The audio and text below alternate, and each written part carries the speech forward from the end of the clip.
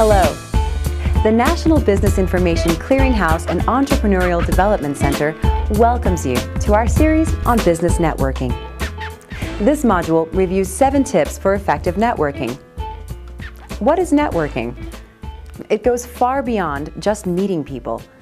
Effective business networking means establishing a mutually beneficial relationship with other business people and potential clients or customers. What makes networking worthwhile? You get known by those who count. You get more prospects. You make more contacts. You make more sales. You build relationships. You make a career advancement. You build your reputation. Basically, networking is critical to your business. But if you are like most people, you probably enjoy your work and dread going to business-related events. If so, you're not alone. Most people feel anxious or nervous when entering a room filled with unfamiliar faces. So instead, they develop bad networking habits. Examples of bad networking habits include finding the one person you know and hanging out with them the entire event, making the food table or bar your permanent home, wandering the room saying hello to lots of people, but never engaging in a full conversation. So let's talk about how to conduct effective networking. Tip number 1, set a goal. A highly effective networker will have a realistic goal in mind before attending a function. For example, you could set a goal to meet and learn more about 3 people at the next networking event. This will give you time to establish a connection with a few individuals. To make the goal realistic, measure what you've accomplished against the goal you set and modify your goals over time. Tip number 2, avoid being a professional visitor. What is a professional visitor? It's a person who attends a networking function and immediately gravitates to the same group of friends each and every time. Professional visitors get the least out of a networking event because they visit with friends rather than establish conversations with other business people and potential customers. So avoid being a professional visitor. Instead, use the next event to meet new people. Tip number 3, be genuinely interested in people.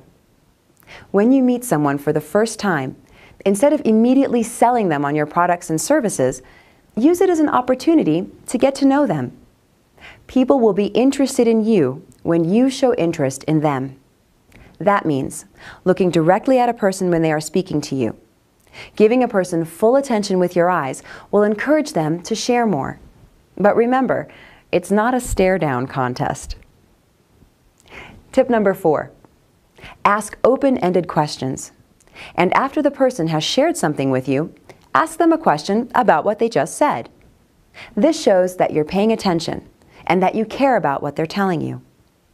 You can encourage others to talk by asking open-ended questions, such as, tell me about the work you do with your company. How did you get into the industry? What do you like best about what you do?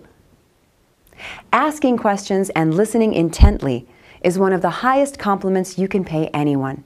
And you'll be amazed by how much you will learn.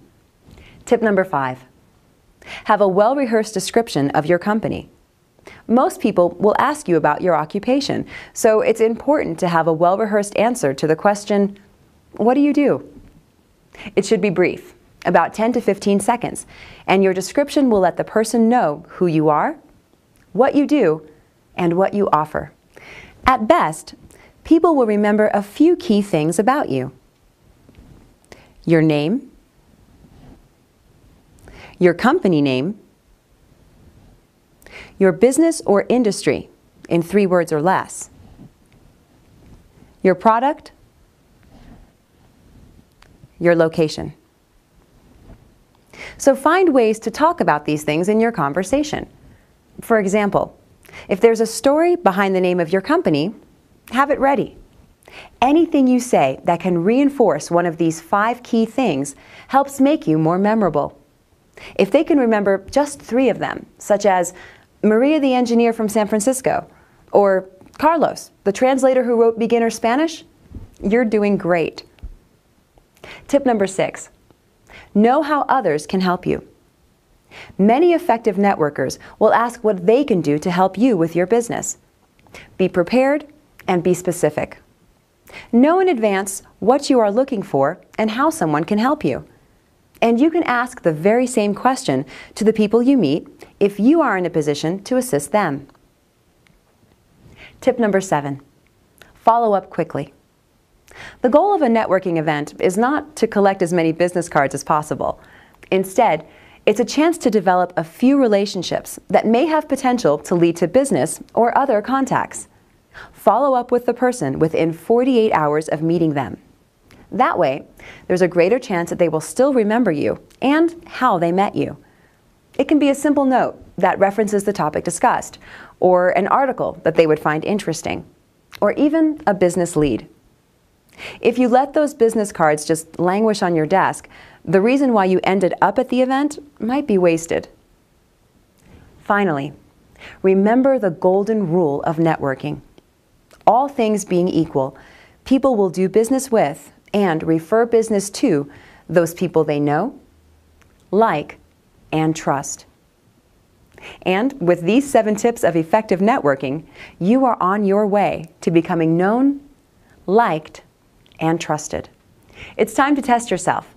Answer true or false. 1.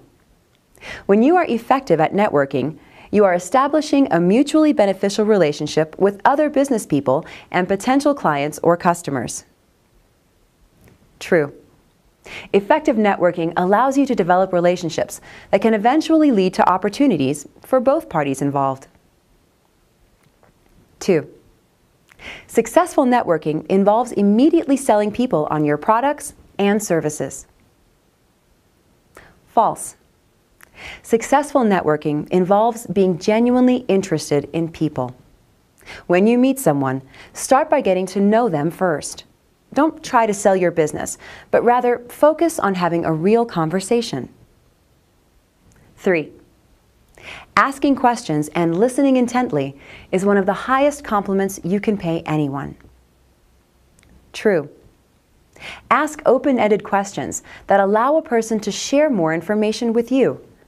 This demonstrates that you're paying attention and care about what they're saying. 4. You'll make the most of the networking event by being a professional visitor. False. Professional visitors get the least out of a networking event because they visit with friends. Instead, avoid being a professional visitor by having conversations with business people you may not know very well and potential customers. 5. All things being equal, people will do business with and refer business to those people they know, like, and trust.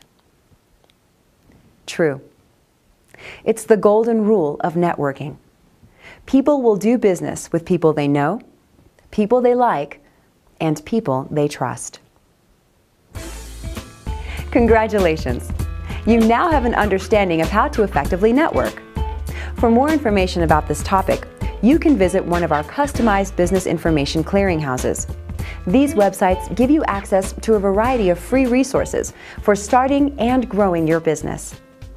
Click on the EDC button to view additional online training topics, including the entire Business Networking series. Thank you for visiting the Entrepreneurial Development Center, presented by the National Business Information Clearinghouse. The world of business, translated.